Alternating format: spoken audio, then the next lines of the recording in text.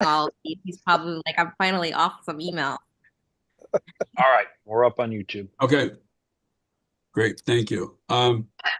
We have a welcome to the Public Safety Committee meeting of July 9th.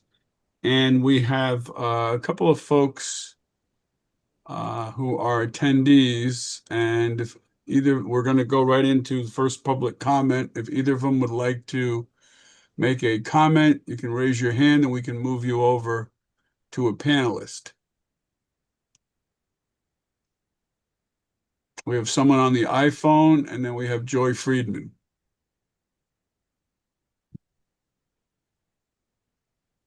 I'm not seeing anybody raising their hand.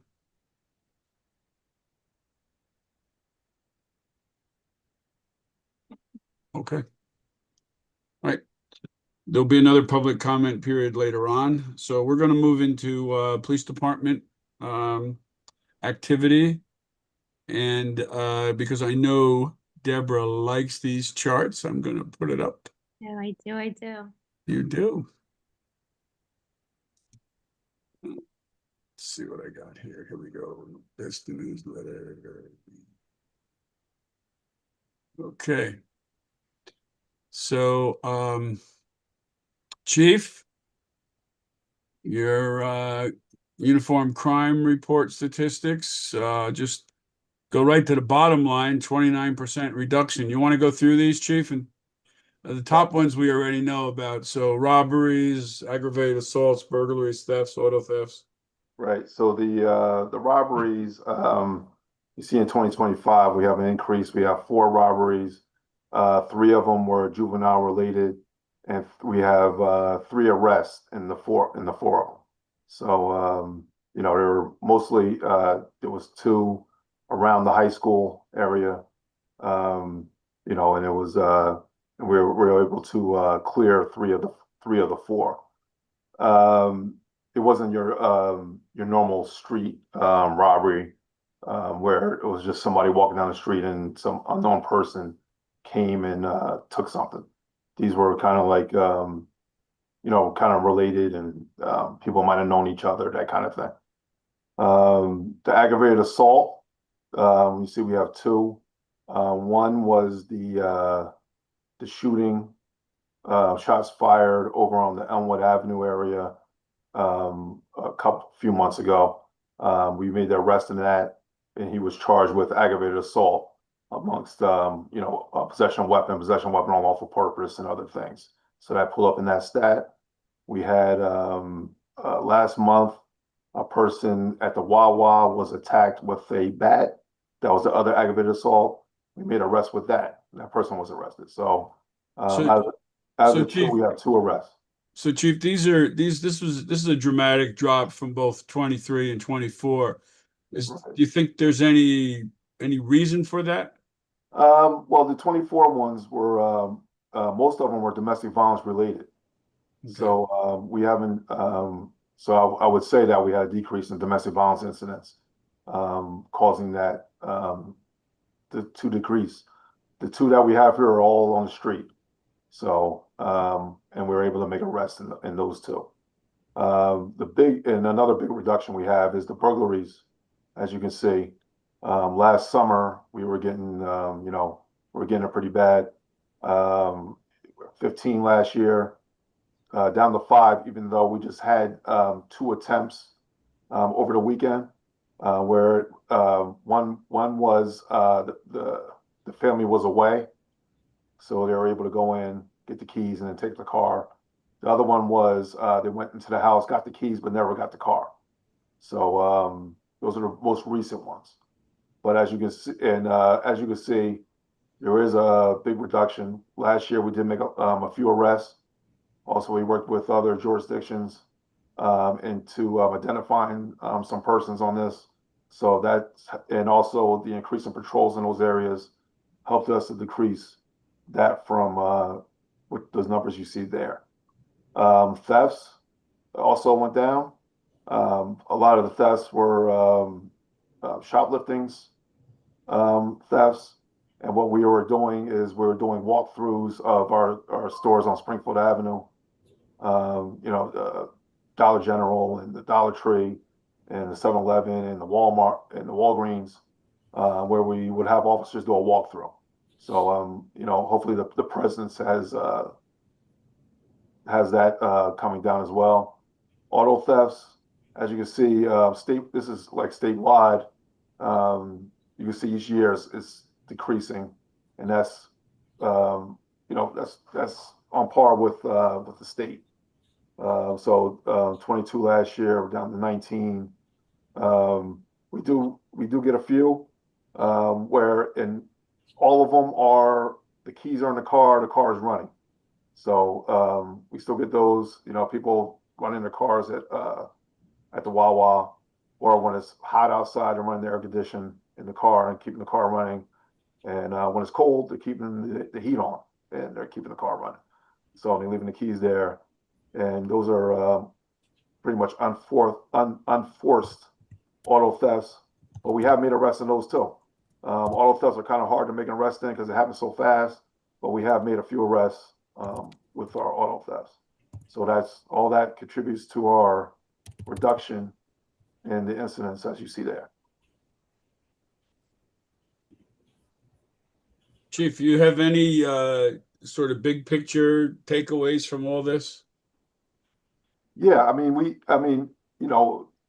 sure, hopefully you guys see that we have a lot more officers. It seems like we have a lot more officers on the road, right?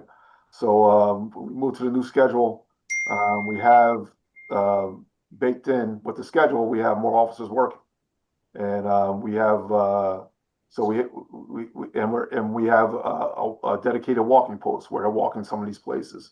So I think the move into the new schedule, the new assignments, and you'll see with the traffic tickets, the new traffic bureau, that all these things have contributed to these decreases and then the increases in the motor vehicle stops and the tickets. So I think all that combined, and we're having more supervisors on each tour because we only have 2 tours a day. So it increases the amount of supervision we have. That has all contributed to this. Anybody have any comments or questions? I have a question about the robberies, Chief. You said the majority of these were people who knew each other. Correct. And, or associated. Right. And were they armed too? No. Okay, so they were just thefts of the person with force. Right. So or intimidation. Or intimidation, because Yeah. that's So we what can't. makes, Right. So we can't prove that there was a weapon involved, but it might have been stated or the person thought there was. right. That's the intimidation factor, Yep, gotcha. Thank causing you. it to be a robbery. Yeah. Thank you. Chief, when you were talking about burglary, you said that there were 2 recent attempts. Did you mean Yes. like they happened though? They weren't just Yeah. attempted. I mean, they attempted to take the car, but they did break into the house. They did. So they were enter. burglary. So, Yes, so does that number 5, does that include those? that's Or correct. that That's doesn't? correct. But there'll be 2 more because we're behind a month with these stats. So Yeah, that's what I meant. Okay. correct. Yes. So there'll be more, but I'm sure the 2024 stat will increase too as we move to the next month. You'll see it. It'll be I see. because we're Okay. All right, I'm going to go to the traffic. So here are the moving violations. We're doing better than last year. We did a little less than the last month. We were up to 307 in April. We're down a little bit.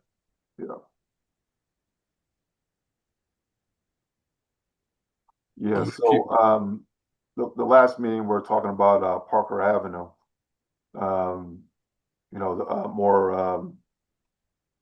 More violations or more details in that area. I just pulled a little stat up for the month of June in 2024. we had 9 motor vehicle stops violations. This year, last month, we have 38.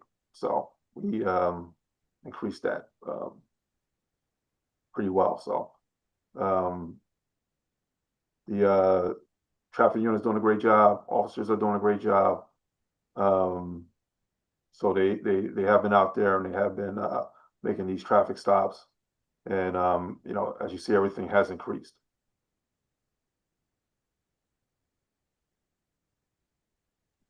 Why is there no radar summons from last year, like in April and May? Because they didn't write it. I didn't do them. They didn't do it. Not at all. Okay. Right. I mean, you could see last year, it wasn't a high priority last year at all. Yeah. Yeah, definitely. Yeah. I'm happy to hear that the new schedule seems to be helping. I mean, I think you're right. I've seen more officers around. I've seen officers make motor vehicle stops. So I'm glad to hear positives and that these numbers are looking good. So good job, Chief, and all the officers.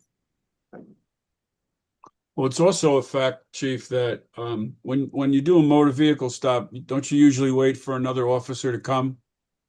Yeah, we're waiting for backup. Correct. Right. So in the past, we didn't always have that backup. So sometimes, you know, officers either didn't make the stop or, you know, they didn't follow through on the stop because there wasn't enough backup. Now it seems, because I agree with Deborah that I see a lot more police officers around, and you know, they're there when there's a stop. I always see a double car and they're there Yeah. backing one another up. Yeah. And then if we have like a incident going on, that might take 2 or 3 officers. Another officer might see a violation, but they're by themselves because the other officers are tied up. So, but with the extra officers, right, we can, you know, walk and talk at the same time. We can do multiple things while things are going on. Well, you know, in these vehicle stops, they hit the high mark in April, 600. We're Yeah. back down to 400. So Yeah. keep urging them to make these stops. Right. That's because everyone was on spring break in April. There you go. More people to pull over. Being It's because it was the beginning of spring, right? Everybody was getting energized, moving around. Right. Anybody have any questions on these charts? keep up the good work. Yeah, good job, Chief. All right. And Chief, the overtime, looks like we have some good numbers. I don't want to do too much. I'm going to stop sharing because it has private information on there. But the numbers seems that we're going down. Right. And we're going down, and we have had some situations where we had to give a lot of overtime out. So that means the schedule is working. We've had a prisoner that was had a medical condition, so we had to provide we had to have an officer with him like 24/7. So that caused a lot of overtime, and but it still didn't. We still are showing a decrease. Okay. Anybody have anything else with the chief on police? All right. Office of Emergency Management, Mr. Weary. Thank you, Mr. DeLuca. So I put here a couple of things on the event planning meetings. So we had Chief, you may have heard this already. We had I guess a miscommunication or misorder for the July 4th bike parade. When we did the planning, we asked that Rickleton parking lot be closed because that's the gathering place for kids. And what was happening is that was open and people were getting back in their cars to leave, and there were kids around, and it became, it just didn't work out. We had to move around a bunch of stuff, and I was able to talked to the sergeant. We got some things corrected. We have to make some changes in the schedule for next year anyway, um, but I think and maybe Patrick, this is in your lap here. I've been on a couple of these planning committees and they're kind of loose. They need to be, I think, a little tighter. I did speak to Liz this week about including as just a standard question, is there, handicap parking provided? And is there arrangements for those with limited mobility to participate in the event?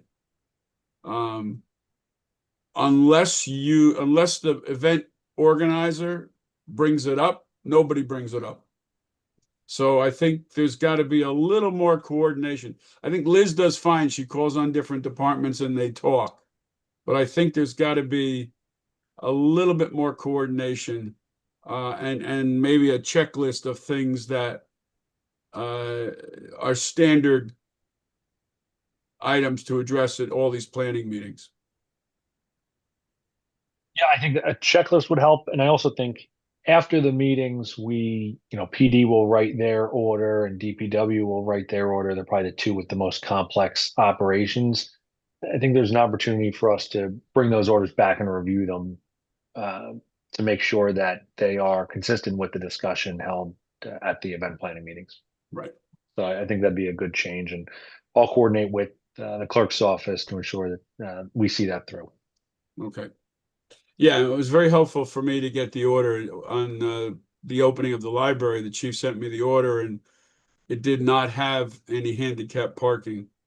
I was not on that call when they did I was not on that planning committee call.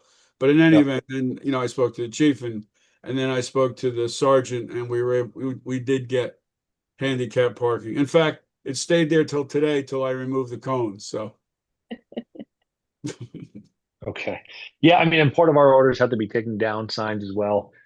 yeah, And I know we identified that after July 4th as well. So yeah.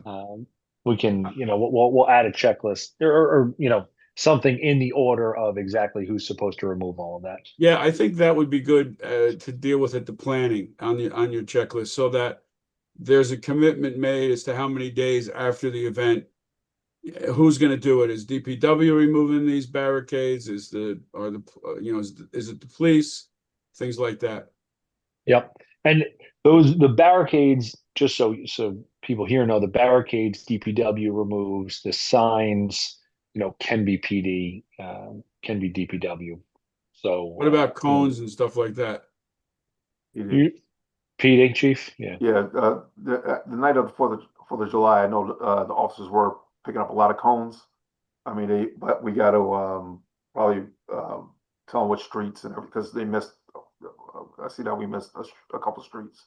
Yeah, signs, but especially on the outskirts, and I think judging from where the signs were left up, it's likely that they just did a visual tour and took down everything they saw, and they didn't get out to Tuscan or down towards the end of Denell.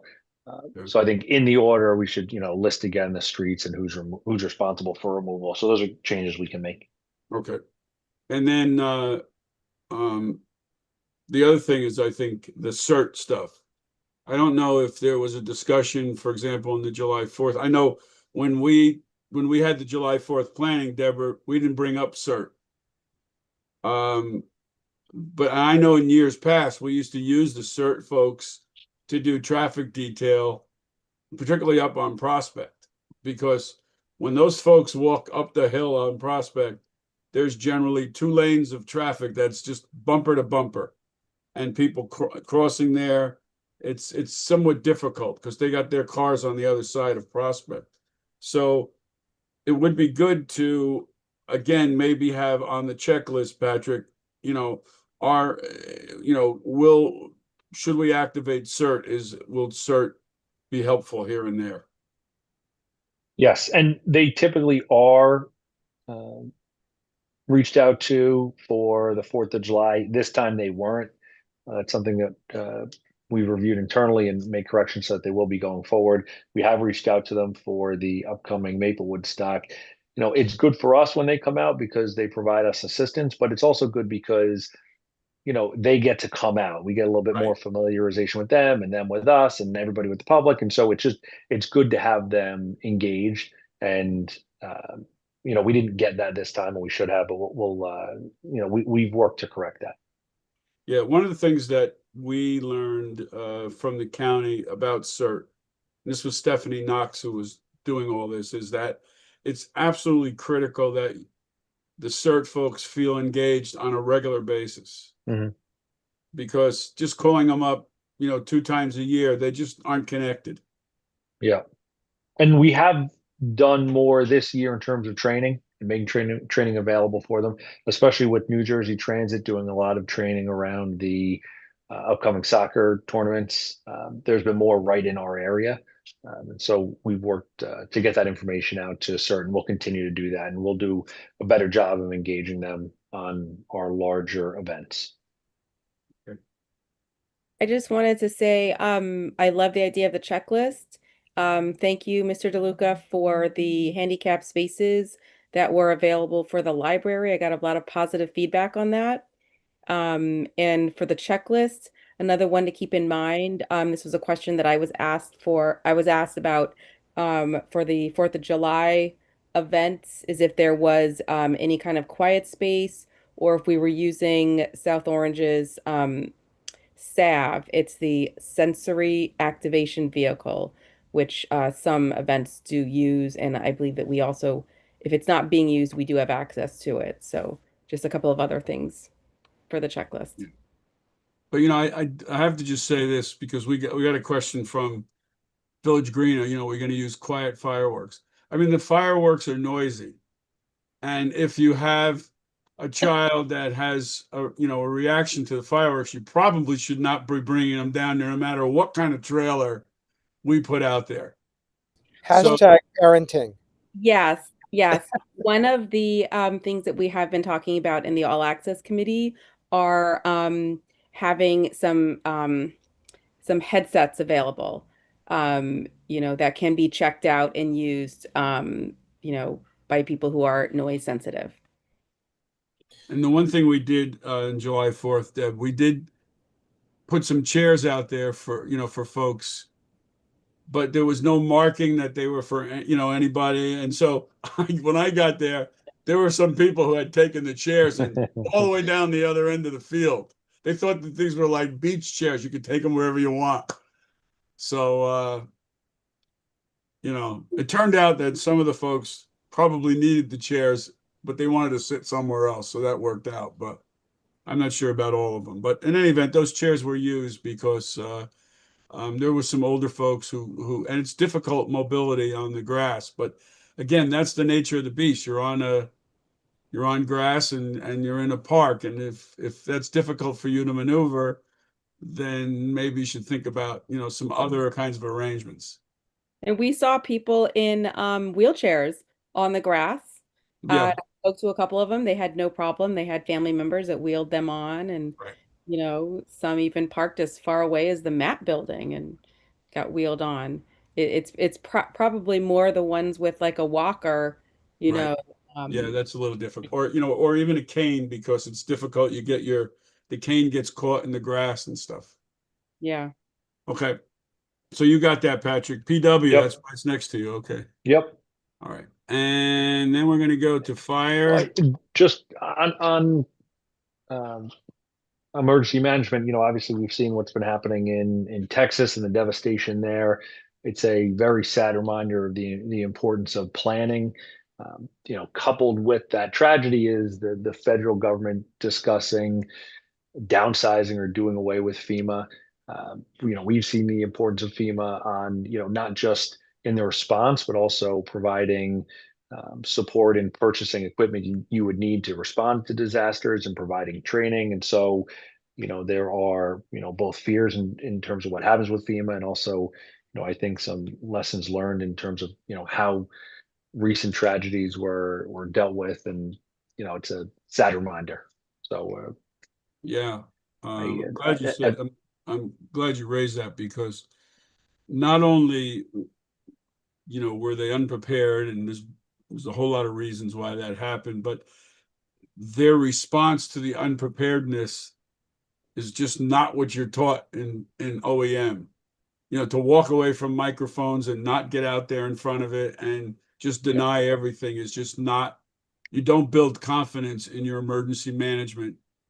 So, you know, there's a lot to unpack there, what's going down, you know, and then in North Carolina, it's, you know, it was a little bit different, but still it's the same kind of thing. You have to be prepared.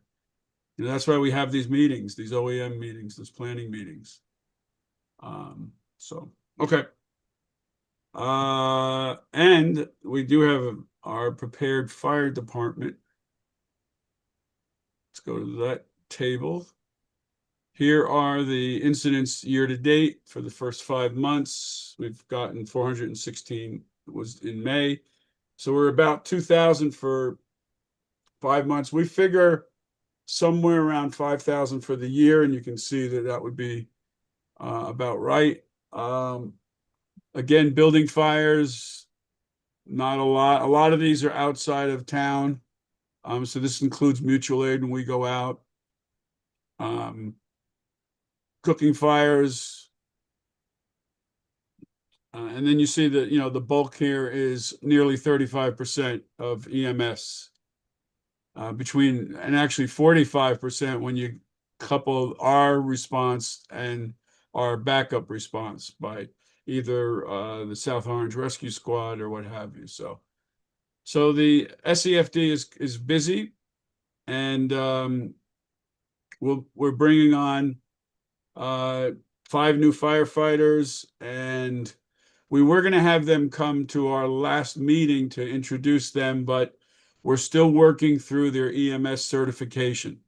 So once they complete their EMS certification, then we'll bring them to the next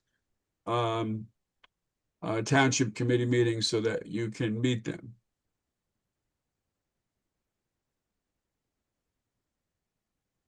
And it's actually, you know, Malia, you were at the promotion for the firefighters. And Chief, you know this from the police department.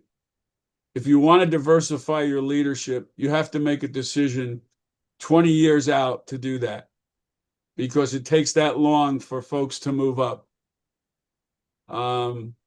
So, you know, when we saw those firefighters that were being promoted to captain and deputy chief, it wasn't a diverse group at all.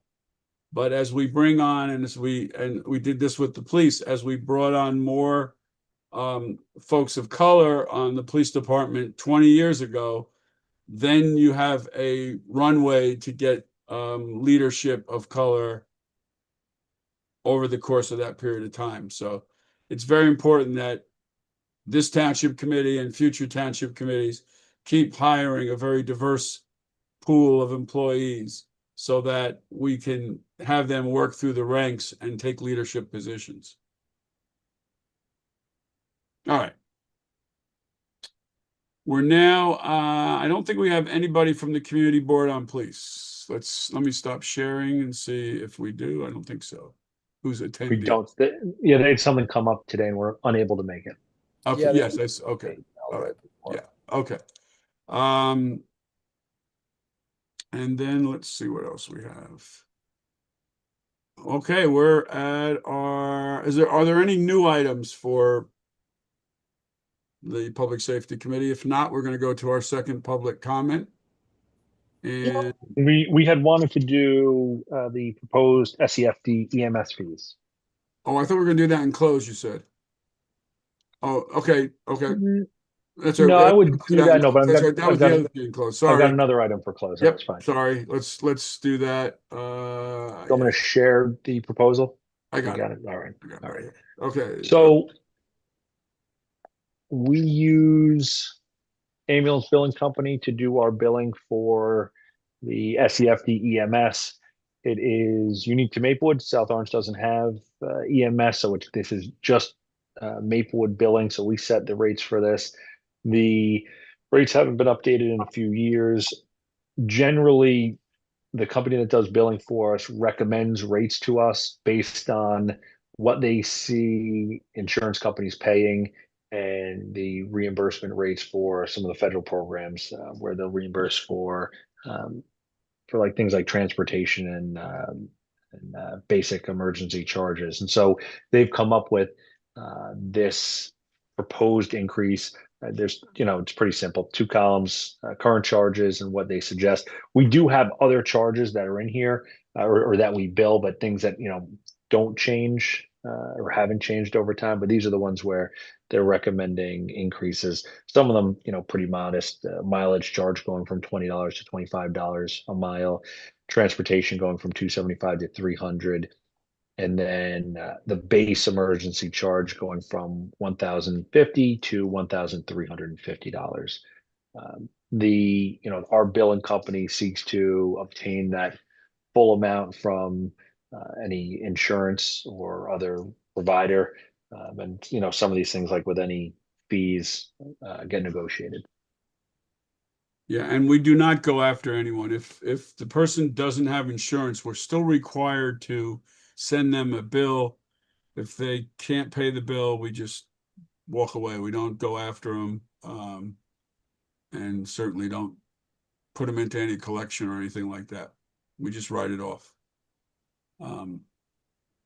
So the proposal is to change base charge to $1,350, mileage $25 per mile, and treat on scene no transport to $300. That's right. Anyone have any concerns? If not, we would recommend this to the township committee and then move forward. We would adopt this as an ordinance. It would not go through SEFD because, well, I guess SEFD would have to do that too, but we would have to adopt it first and then send it to SEFD. We set the rates. Although this is the first time, so there should be at the very least a conversation with them. They should understand. But we set the rates. We're the ones who contract with a billing company, and we take the revenue. But I think because SEFD is and we can get Jennifer's opinion here. SEFD is the actual contract with ambulance billing. Okay. They may have to do it also, but we'll see. Okay. Yep, I can talk to the attorney about that. Okay. Do you want this to go for? Oh, sorry. Yeah, I think we should. If everyone's okay, we can put this on for discussion on Tuesday night. Okay. Okay. Yep. All right. Now we're at our second public comment period. Wait, I was just going to say one more thing, just to mention it here. In our communications meeting, we were talking about like a back to school pedestrian safety, driving safety reminders of street closures and traffic patterns around schools. So I think that came from the PD last time around. So Cindy's going to coordinate with you guys and we'll do some kinds of reminder about things. Because school starts early, September 2nd this year. So we got to get a jump on some of it. That was all. It's going to come fast. Fast and furious. Not fast enough for some parents, right? Okay, we have one attendee and Carmen Morales. She has her hand up. So can you move her over? Yes.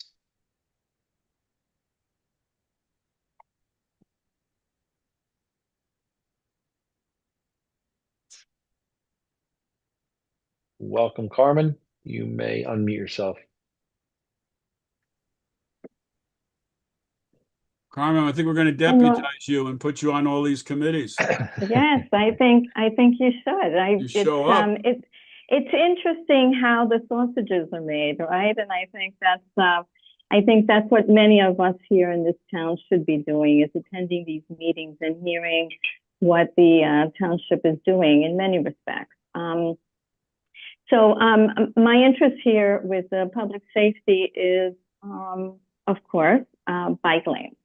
And it's a peripheral issue. I know that last meeting, I spoke, I recommended to the chief that maybe there'd be more vigilance on Parker Avenue speeders, and I'm happy to see that the numbers have increased. Hopefully a lot of that is on Parker Avenue.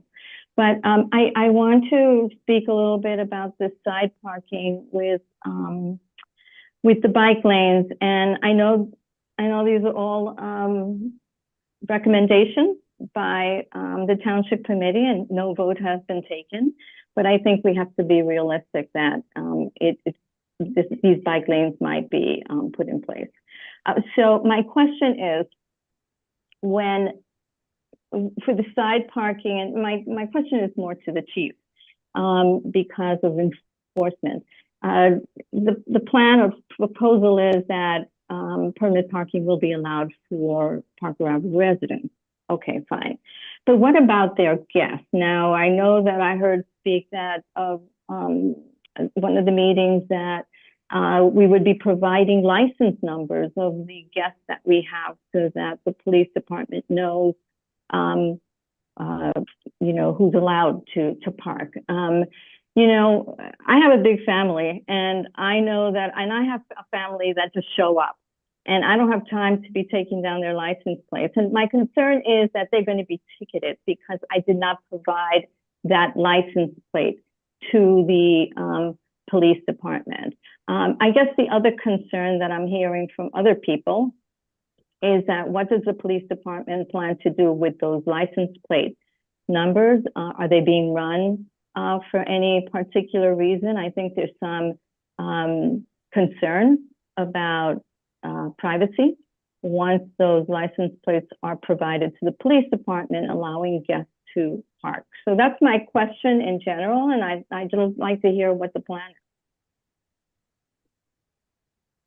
Well, we currently do it throughout the town with overnight parking. So we do, if a guest comes, they'll call the police department. We'll ask them for their make, model, and license plate of the vehicle, location, so they will not get a ticket. And that's it. I mean, once we, that's what it's for. There's times where people call in and they do not know their license plate. So it's not like mandatory that we have to have your license plate, but they'll give us the make, model, and location, just so that when we're doing our overnight parking summonses, that vehicle that was granted permission does not receive a ticket. So just pretty much trying to identify where those cars are, if they're, just to make sure that if they're allowed to be there overnight or they're given permission for a guest, that they will not receive that ticket. So that's the only reason why we ask for that information.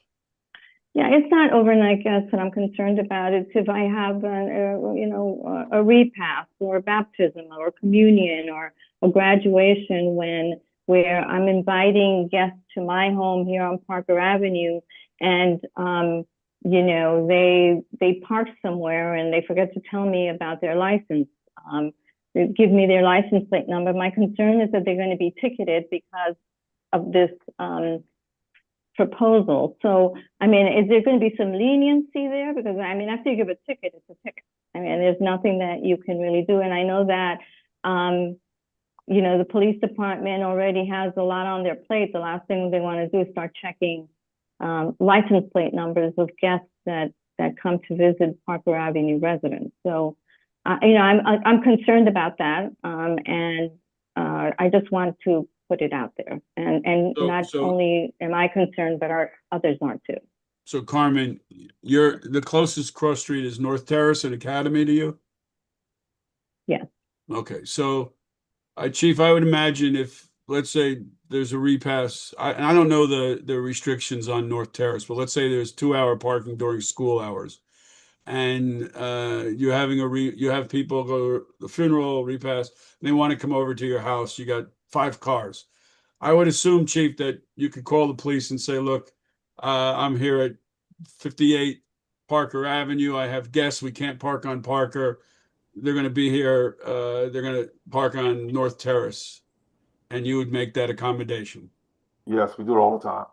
Right. So that's just, yeah. And we would have to provide. No, it'd just be, I have 5 cars parked on, North Terrace, and that's it. We know that group of cars are there, right? Okay.